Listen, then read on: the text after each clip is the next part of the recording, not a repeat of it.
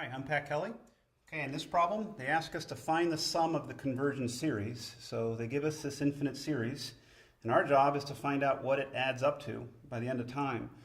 So as it stands, that looks like a tough task. I mean, this does go on forever, and quite a bit of chaos going on. So my start would be to try to organize things here and find the pattern. It's one of the skills that we were looking at in this lesson, and even the lesson before, is trying to find a pattern in these terms. Okay, now this can be tough, but what you do is do it with paper and pencil and probably erase a few times. But here's my thought process for this one. Is what I always look to find is a pattern, especially when there are fractions. Try to find a pattern in the numerator or the denominator. And by a pattern, I'm being vague, I know, but that's because it can be any pattern. For instance, in this case, what caught my eye was this numerator looks like a power of 3, and the pattern would be that this numerator also looks like a power of 3. Let's try that. If it doesn't work, you erase and try something else. So if I'm going to try that, this 27 would be 3 raised to the 3 power. Maybe I don't see a pattern in that denominator yet, so I'll just write divided by 8. In this third term, I recognize that that numerator also looked like it was a power of 3, so I'll write it as 3 squared. And maybe I still don't see a pattern in the bottom. Let's just write it as 2 still. And then over to my second term, well, if this pattern in the numerator is going to be consistent, this should be 3 to the 1 power. But you have to, of course, balance what you're writing with what the original terms were. So if I'm putting a numerator of 3 here, think about it, your denominator would have to be 1/2. That would give me the 6 up here. Let me continue one more step here. That first term of ours, if my pattern in the numerator is going to hold, that will be 3 to the 0 power.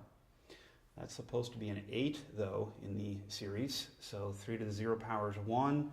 I'm going to have to make my denominator 1 divided by 8. Now, I like my numerators. I can make the numerators all work in terms of the original sequence given to me. Now we'll look at my denominators. These actually are looking like powers of 2 to me. This is 2 to the 3 power, 2 to the 1 power. Even a fraction can be written as 2 to the negative 1 power there and 2 to the negative 3 power. This is looking good.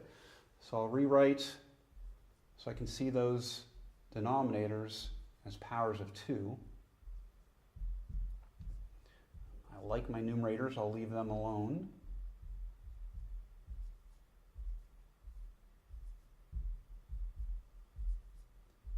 And of course, these are infinite series, so really you have plus dot dot dot every step of the way. Okay, now that I've found some patterns both top and bottom, we're going to try to express the generic nth term of the sequence. So we're looking at how to write both the numerator and the denominator with some n's in there. And then what we're going to try to do is write a condensed version of this, the nth term of this series. Just slip down here and write that.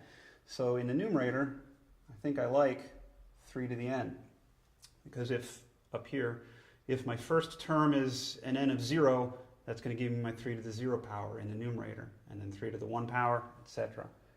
Down in the denominator, be a little bit more careful here, because we did recognize that it's 2 to a power, but don't blindly just throw in that n as your power, because if I put an n right there, in the first term, my n is 0, this would give me a 2 to the 0 power. I don't want 2 to the 0 power. I want 2 to the negative 3 power.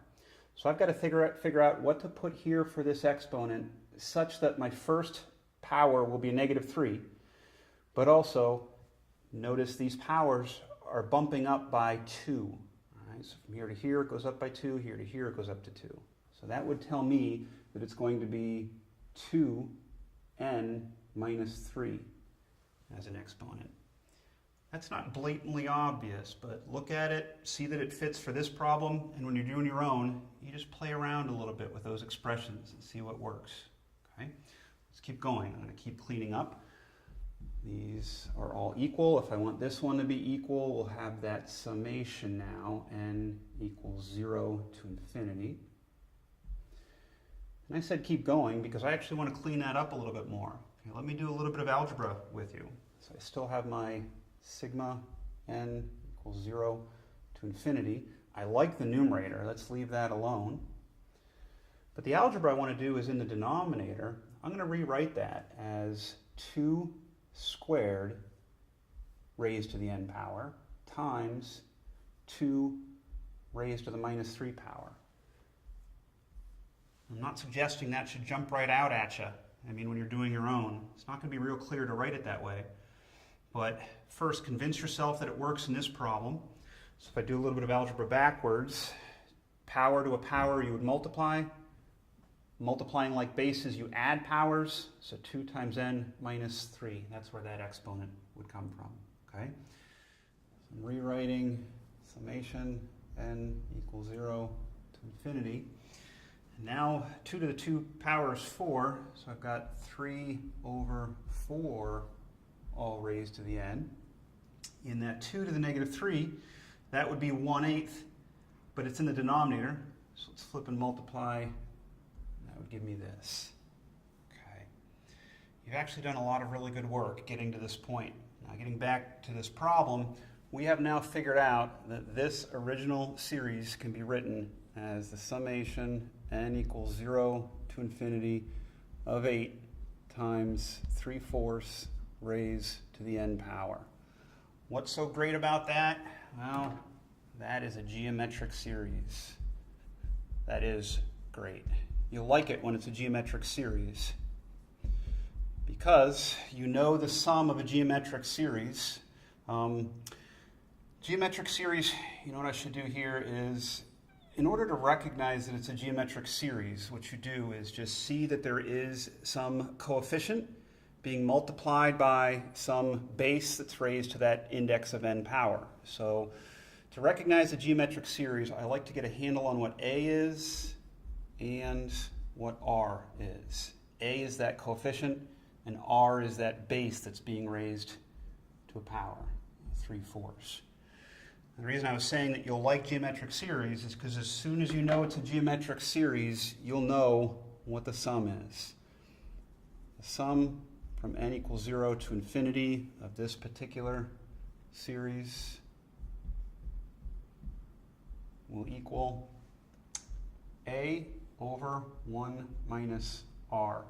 That's what you'll like, is it's like a formula. You'll know that this series sums up to that. So for us, a is 8, 1 minus r is 3/4. 1 minus 3/4 is just 1/4. I'll flip and multiply.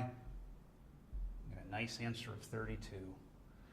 That's what they wanted us to do, is to find the sum, and we did. Bit of work, but you did a good job. Thanks, hope that helped.